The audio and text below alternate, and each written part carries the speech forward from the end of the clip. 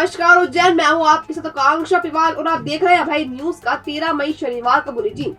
खबरों की ओर आगे बढ़ने से पहले एक नजर डालते हैं आज की कुछ प्रमुख सुर्खियों पर। लोक अदालत में 42 साल से चल रहे केस का फैसला।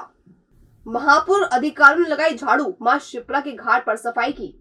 लड़की से कर रहे थे छेड़छाड़, अधेड़ ने रोका तो बदमाशों ने की पिटाई। बैंड बाजे के साथ निकाली गाय की अंतिम यात्रा। कर्नाटक में जीत पर कांग्रेसियों का जश्न। तो आइए अब देखते हैं खबरों की पूरी जानकारी।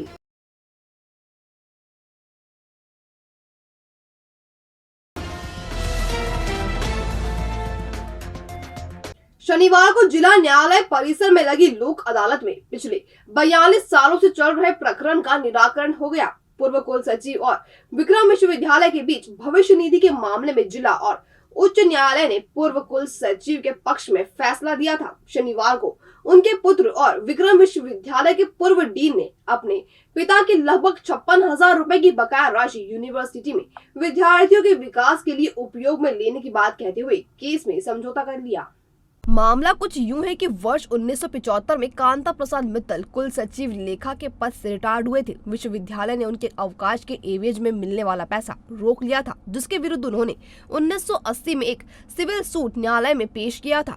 वर्ष 1993 में न्यायालय ने कांता प्रसाद मित्तल के हक में फैसला सुनाया था। विक्रम विश्वविद्यालय ने इसके विरुद्ध अपील की और 1996 में न्यायालय ने कांता प्रसाद का दावा निरस्त कर दिया। इस बीच कांता प्रसाद का निधन हो गया। उनके बेटी और विक्रम विश्वविद्यालय के पूर्व डीन आरपी मित्तल ने विश्वविद्यालय को हाई कोर्ट में चैलेंज कर दिया। प्रकरण काफी पुराना होने के कारण विक्रम विश्वविद्यालय कोर्ट में संबंधित कागजात उपलब्ध नहीं कर पा रहा था। तभी से तारीख पर तारीख मिलती रही और वर्ष 2009 में उच्च न्यायालय ने कांता प्रसाद मित्तल के हक में फैसला सुनाते हुए विश्वविद्यालय को राशि का भुगतान करने के आदेश दिए। वर्ष 2010 तक भुगतान नहीं होने की स्थिति में कोर्ट ने तत्कालीन कुल सचिव की कार भी कुर्क करने का आदेश न्यायालय ने जारी किया था। शनिवार को लोक अदालत में वर्तमान कुल सचिव डॉक्टर प्रशांत पौराणिक ने विक्रम विश्वविद्यालय की ओर से मित्तल परिवार को हुई परेशानी के लिए माफी मांगी।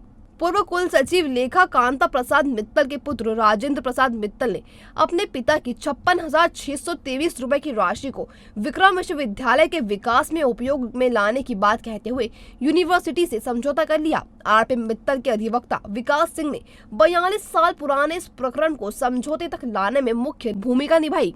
तो आज इस नेशनल लोक अदालत में एक महत्वपूर्ण मामला जो यूनिवर्सिटी हमारे विक्रम विश्वविद्यालय उज्जैन और ऋणी के ऊपर था, अनावेदक जिसको हम कहा जाएंगे, उनका मामला आज समाधान हुआ है।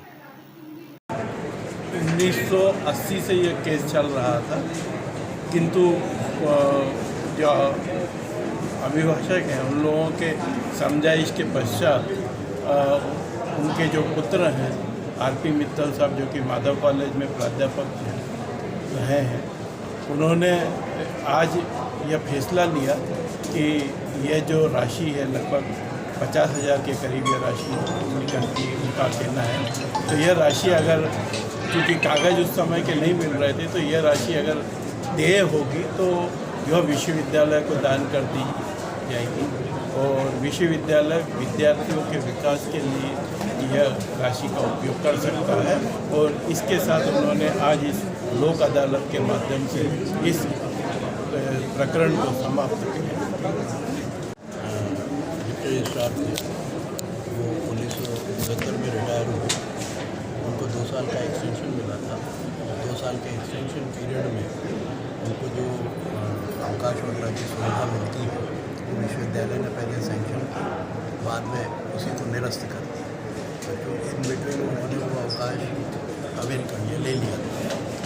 बाद में उसके कारण हाईकोर्ट में जाना पड़ा। हाईकोर्ट से वो अवकाश वहाँ से ख़त्म करवाए और विश्वविद्यालय ने जो उन पर रिकवरी निकाली थी उसको निरस्त किया। कितनी रिकवरी थी? वो मतलब जितना अवकाश अवकाश के जो पीरियड का वेतन बनता था वो रिकवरी थी। उसके लिए हम हाई कोर्ट में गए थे।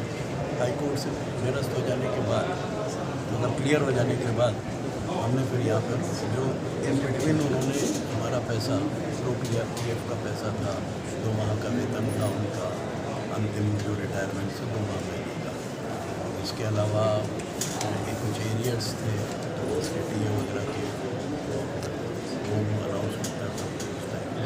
तो ऐसे कुछ एरियर्स वगैरह की राशि सब मिला कर के करीब 56,000 निकलती थी। उसके लिए हमने ये वाद लगा रखा था, 1980 से लगा रखा था। अब आप देख लीजिए कि 42 साल का वाद अभी तक चल रहा था।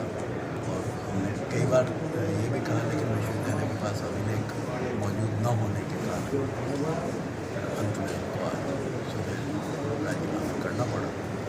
और हमने अब आगे भविष्य में अगर वो राशि हमारी विश्वविद्यालय कभी देता है तो उसके लिए विश्वविद्यालय में जो असमर्थ विद्यार्थी हैं उन्हीं के विकास के लिए उसको देने के लिए फायदा करते हैं। आपका नाम होगा?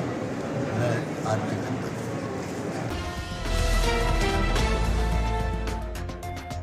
उज्जैन को सफाई में नंबर 1 बनाने के लक्ष्य के साथ आज स्वच्छ शनिवार 2.0 का आयोजन किया गया। इसमें महापौर मुकेश टिटवाल, नगर निगम आयुक्त रोशन कुमार सिंह और एसपी सचिन शर्मा ने मां शिप्रा के घाटों पर झाड़ू लगाई और कचरा भी उठाया। इस स्वच्छता अभियान में युवाओं के साथ बच्चों ने भी बढ़ चढ़कर भागीदारी की और घाटों की सफाई करती हुई शहर वासियों को मां शिप्रा और अपने घरों के आसपास स्वच्छता रखने का संदेश दिया। इस दौरान जनप्रतिनिधियों, अधिकारियों और शहर वासियों ने स्वच्छता की शपथ भी ली। शहर को नंबर 1 लाने के लिए हम लोग लगातार प्रयास कर रहे हैं। उसी के क्रम में आज श्रमदान 2.0 का आयोजन मां शिप्रा के घाट पे किया गया था। इसमें शहर के सभी माननीय जनप्रतिनिधि आज एसपी महोदय भी उपस्थित थे और सभी शहर के जो नागरिकगण उपस्थित थे। खासकर बच्चों का काफ़ी इसमें आज पार्टिसिपेशन रहा है। और जैसा आपने देखा कि एक संदेश देने की कोशिश की गई है कि हम अपने प्रयासों से मां शिप्रा को कम से कम शहर के अंदर किसी भी प्रकार के प्रदूषण, चाहे सॉलिड वेस्ट हो या लिक्विड वेस्ट हो, उससे मुक्त करने का संकल्प लेते हैं। और एक अच्छा प्रयास रहा, लोगों में काफ़ी उत्साह दिखा है और आगे भी हम इस तरह की कार्रवाइयाँ हर दिन, हर शनिवार को करते रहेंगे। ओके। यार घर में शादी है और इतने सारे फंक्शंस हैं, इतनी सारी बुकिंग्स करना है, समझ नहीं आ रहा क्या करूं। अरे टेंशन नॉट, घर में बजने वाली है शहनाई तो सभी फंक्शंस के लिए एक ही नाम, होटल राज सागर रिजॉर्ट। इनके स्पेशल शादी पैकेजेस का लाभ आज ही उठाओ और शादी को यादगार बनाओ। मेहंदी पैकेजेस मात्र 21,000 में 50 व्यक्तियों के लिए, महिला संगीत पैकेज मात्र 1 लाख में 200 व्यक्तियों के लिए, शादी पैकेज मात्र 2,51,000 में 500 व्यक्तियों के लिए, AC, non AC rooms, decoration, sound system वो भी साथ में। साथ है birthday party, conference, business meeting package मात्र 5100 से शुरू। रखेगा होटल राज सागर रिजॉर्ट आपके अपनों का ख्याल तो बनाए अपने हर लम्हे को यादगार। होटल राज सागर रिजॉर्ट, इंदौर रोड, उज्जैन। 9826071290, 8109009505।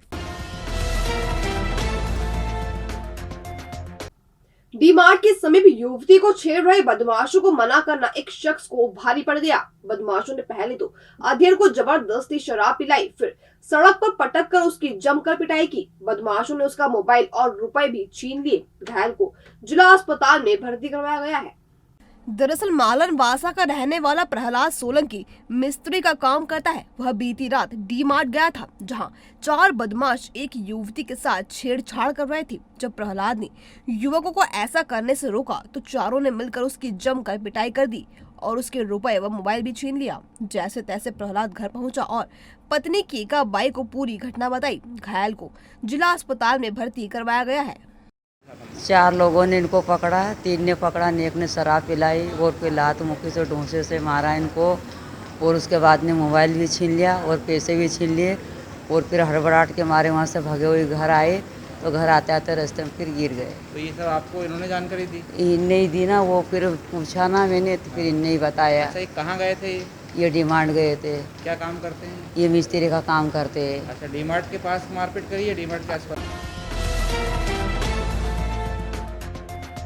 उज्जैन से कुछ किलोमीटर दूर आगर रोड स्थित ग्राम बकानिया में ग्रामीणों ने 15 साल से गांव में रह रही गाय की मृत्यु पर उसकी शव यात्रा निकाली। बैंड बाजे के साथ निकाली गई शव यात्रा में बड़ी संख्या में ग्रामीण सम्मिलित हुए। 19 मई को 2000 से अधिक जनसंख्या वाले बकानिया गांव में गाय के मृत्यु भोज का आयोजन भी किया जाएगा।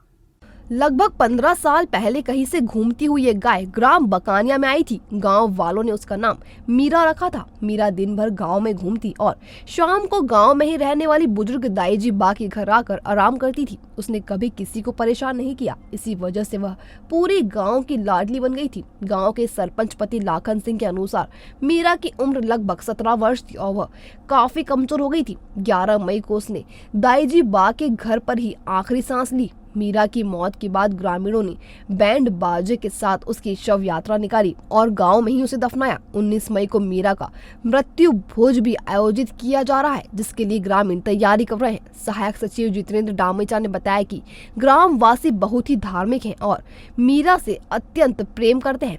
इसी के चलते उसकी शव यात्रा घर के सदस्य जैसे ही निकाली गई। गांव में ही मीरा की समाधि भी बनाई जाएगी। ग्रामीण अगले वर्ष 11 मई को मीरा की बरसी मनाएंगे।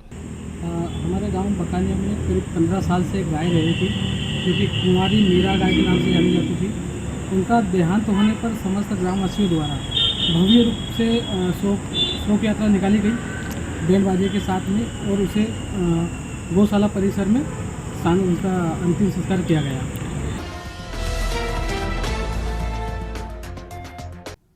कर्नाटक विधानसभा चुनाव में कांग्रेस की बम्पर जीत का जश्न कांग्रेसियों ने श्री सागर स्थित कांग्रेस कार्यालय पर जमकर मनाया। पहले ढोल की थाप पर कांग्रेसी थिरके और उसके बाद मिठाई खिलाकर एक दूसरे का मुंह मीठा करवाया। दरअसल शनिवार को जैसे जैसे कर्नाटक के नतीजे कांग्रेस के पक्ष में आते गए, कांग्रेसियों का उत्साह बढ़ता गया। जैसे ही सरकार बनने की पिक्चर साफ हुई, कांग्रेसी ढोल लेकर सड़कों पर उतर आए और थिरकते हुए जश्न मनाया। शहर कांग्रेस कमेटी के अध्यक्ष रवि भदौरिया ने बताया कि यह तो अभी आगाज है, मध्य प्रदेश में भी कांग्रेस की सरकार बनेगी। आज उसी तारतम्य में शहर कांग्रेस कार्यालय पर हमारे कांग्रेस के सभी साथियों के साथ में यहाँ पर जश्न मनाया गया है। निश्चित रूप से कर्नाटक के बाद अब मध्य प्रदेश की बारी है। जितनी सीटें कांग्रेस को आई है, उतने तो कार्यकर्ता भी इकट्ठे नहीं हुए आपके। कांग्रेस का कार्यकर्ता जगह जगह पर इकट्ठा है, जगह जगह जश्न मन रहा है, जगह जगह धूम चल रही है। कांग्रेस कार्यालय में भी इतने लोग उपस्थित हैं यहाँ पर। और आपको बताना चाहूँगा कि ये परिणाम है 2023 का आगाज है। 2023 में मध्य प्रदेश में कमलनाथ जी के नेतृत्व में पुनः एक बार कांग्रेस की सरकार बनेगी। मोक्षदायिनी मां शिप्रा के राम घाट पर 20 मई से गंगा दशहरा की शुरुआत होगी। यहाँ स्थित श्री शिप्रा गंगा माता मंदिर में सुबह शिप्रा गंगा माता का अभिषेक एवं पूजन किया जाएगा। शाम को महाआरती होगी। यह क्रम 3 जून तक चलेगा। धर्माधिकारी तीर्थ पुरोहित पंडित गौरव उपाध्याय ने बताया कि शिप्रा तट पर गंगा दशहरा उत्सव मनाने की परंपरा अनादिकाल से चली आ रही है। 20 मई से उत्सव की शुरुआत होगी। 30 मई को गंगा दशमी पर मां शिप्रा का दुग्धाभिषेक कर सौभाग्य सामग्री अर्पित की जाएगी। शाम को गोधूली बेला में चुनरी अर्पित कर गंगा दशहरा उत्सव मनाया जाएगा। एक पखवाड़े तक विभिन्न सांस्कृतिक कार्यक्रम होंगे। गंगा दशहरा उत्सव के लिए भागसीपुरा स्थित श्री गंगा माता मंदिर से गंगा जी की सवारी शिप्रा तट तक आएगी। इसके बाद माता जी को रामघाट स्थित श्री पिशाच मोचन तीर्थ के सामने विराजित किया जाएगा। 15 दिन तक गंगा माता यहाँ विराजित रहेंगी। भविष्य की चिंता छोड़ो, पंडित गोविंद गुरु से नाता जोड़ो। ना कोई पैसा ना कोई फीस, बस लीजिए गुरु जी का आशीष। आज ही जाने अपनी हर समस्या का समाधान। संपर्क करें 9827030415 या 9302230415। हमारा पता 8 अलगदाम कॉलोनी, सावे रोड, उज्जैन।